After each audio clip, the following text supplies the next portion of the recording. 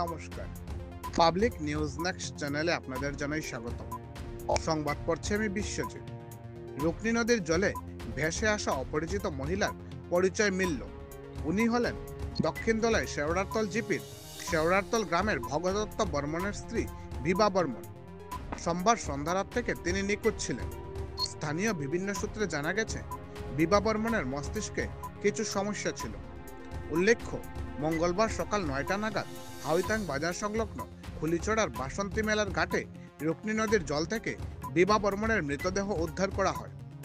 এদিন লাইলাপুর ফাঁড়ির পুলিশ বিভা বর্মনের মৃতদেহ উদ্ধার করে ময়নাতদন্তের জন্য শিলচর মেডিকেল কলেজ হাসপাতালে পাঠিয়ে দেয়।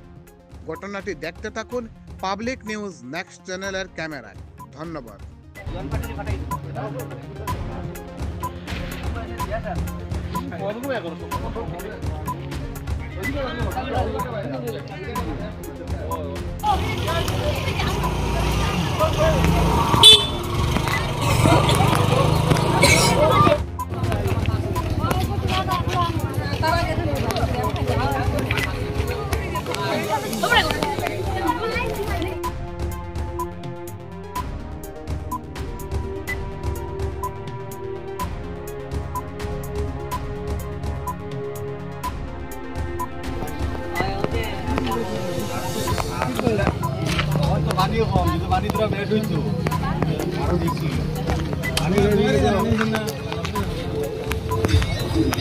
पानी भेज ले